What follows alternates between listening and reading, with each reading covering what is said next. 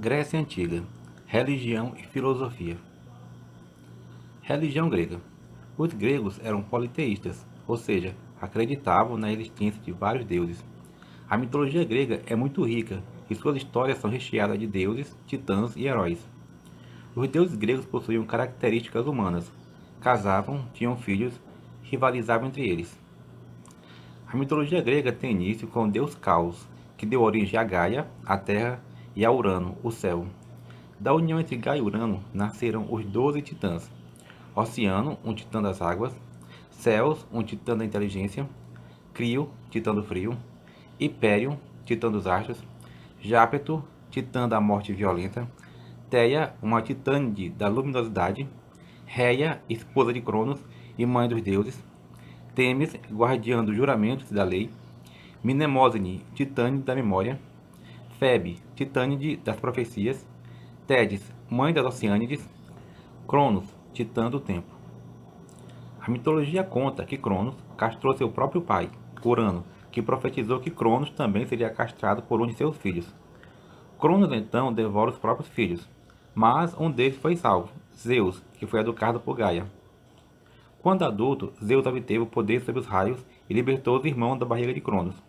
Entre esses irmãos estavam Hades e Poseidon, que, depois de derrotarem o pai, Cronos, e o aprisionar no fundo do Tártaro, decidiram dividir o mundo entre si.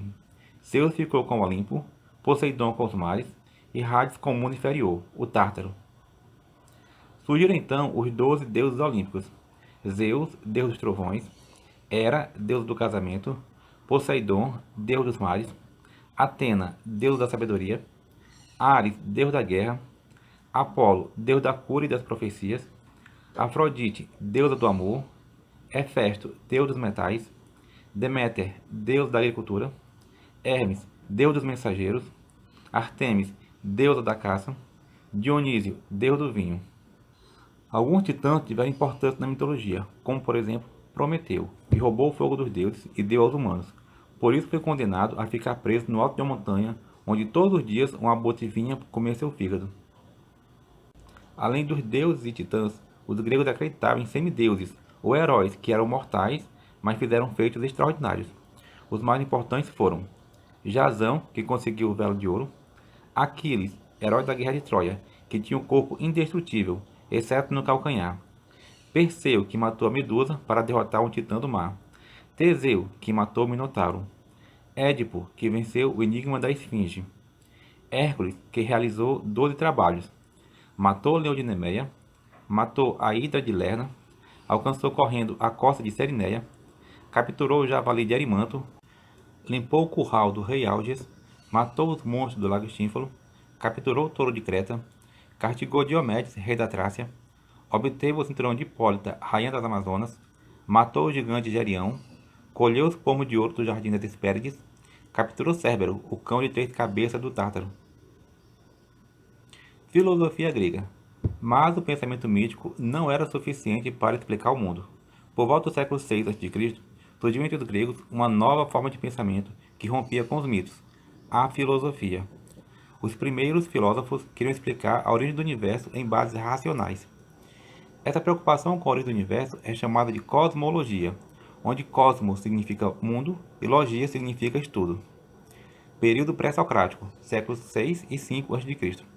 O primeiro filósofo foi Tales de Mileto, para quem o primeiro elemento formador de todas as coisas era a água. Suas ideias expressam a primeira tentativa de explicar a origem do mundo sem recorrer aos deuses. Ele buscava uma explicação material para a origem das coisas. Buscava uma explicação na física, palavra grega que significa natureza. Outro filósofo, Anaximandro, defendia que o arquê, ou seja, o primeiro elemento, era o apeiron, algo infinito e ilimitado, capaz de gerar outras coisas e até outros mundos. Anaximenes sustentava que o primeiro elemento era o ar, que em seus diferentes estados formava objetos sólidos, líquidos e gasosos. Para Parmênides, nada nasce do nada, e portanto tudo que existe sempre existiu. Parmênides defendia, por meio da razão, que a essência das coisas não muda. O que muda é o aparente, que é capaz de enganar nossos sentidos. Por isso a razão é o instrumento necessário para conhecer as coisas e não os sentidos. Heráclito de Éfeso pensava diferente de Parmênides, pois achava que as coisas mudam. Ele usa uma frase para explicar seu pensamento. O mesmo homem não pode se banhar no mesmo rio duas vezes. Segundo esse pensamento, nem o homem é mais o mesmo homem, porque já envelheceu, já mudou de ideias, e nem as águas dos rios são as mesmas sempre. Heráclito defende que a mudança constante no universo seria uma característica elementar da física, a natureza. Para Heráclito, o elemento primordial é o fogo. Empédocles defendia que tudo era constituído de uma combinação dos quatro elementos: o fogo, o ar, a terra e a água. Demócrito de Abdera afirmava que tudo era feito de átomos, do grego a significa não e tomo parte, ou seja, algo que não pode ser dividido. Todos esses filósofos são considerados pré-socráticos, pois viveram antes de Sócrates, filósofo que inaugurou uma outra abordagem filosófica. Sócrates defendia que o objeto mais importante da filosofia não era a origem do universo, mas a ética, ou seja, a relação dos seres humanos com outros seres humanos. Ele debate questões em torno do conceito de justiça, de liberdade, de certo, de errado, etc. Sócrates usava um método chamado de maiêutica, onde ele perguntava ao seu oponente o significado das coisas, e a cada resposta ele fazia mais perguntas até o oponente perceber que não sabia o que de fato as coisas significavam. Era a busca do conhecimento. Sócrates ficou famoso pelas frases: "Eu sei que nada sei", e "conhece-te a ti mesmo". Sua filosofia mostrava às pessoas a dificuldade em se compreender o ser humano. Sócrates foi acusado de corromper a juventude com suas ideias e morreu condenado a tomar cicuta, uma substância venenosa. Não deixou nada escrito. O que sabemos dele são os escritos de seus discípulos. Entre eles, o mais importante foi Platão. Platão foi o mais importante discípulo de Sócrates. Escreveu obras grandiosas, como a República, onde ele defende uma sociedade governada por sábios, cujas regras não se baseassem nas leis, mas no conhecimento. Platão era um filósofo idealista, para o qual o mundo das ideias era real e verdadeiro, e o mundo sensível, material, era falso e enganoso. Somente por meio da filosofia, os homens compreenderiam o mundo real. Suas ideias são ilustradas no mito da caverna, onde o grupo de homens que viviam acorrentados e viam apenas as sombras do mundo exterior imaginavam como elas seriam. Quando um desses homens saiu da caverna e viu as coisas como realmente elas são, ele voltou para a caverna para explicar aos outros como era o mundo real, mas os outros não acreditaram. O mito simboliza o filósofo que sai da caverna, ou seja, o mundo material e enganoso, e descobre por meio da filosofia o mundo real das ideias. Para explicar suas ideias, ele criou a academia. Aristóteles era discípulo de Platão, que discordou de seu mestre. Ele fundou o Liceu para ensinar sua filosofia. Foi tutor de Alexandre na Macedônia. Desenvolveu ferramentas de pensamento como a lógica e a dialética para estudar o mundo de maneira racional.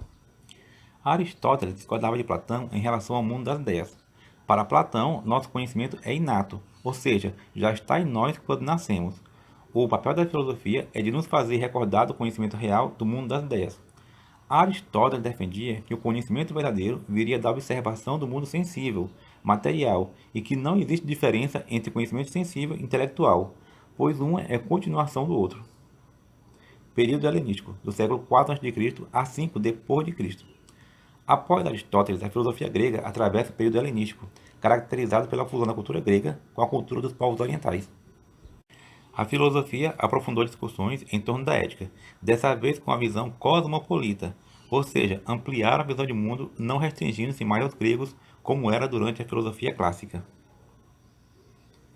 Destacaram-se as seguintes escolas filosóficas: o ceticismo, corrente filosófica que negava a possibilidade do ser humano alcançar o conhecimento da verdade absoluta. Seu principal representante foi Pirro de Elis.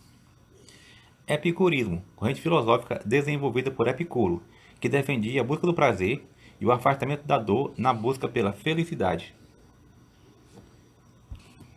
Estoicismo, corrente filosófica desenvolvida por Zenão, que defendia o Logos como razão universal, formadora dos seres humanos e de todas as coisas.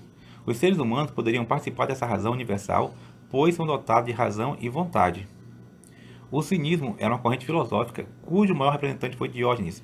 Segundo eles, a vida deve seguir em conformidade com a virtude e a natureza. Diógenes morava no barril, e daí o nome da corrente filosófica, pois cínico significa cão em grego.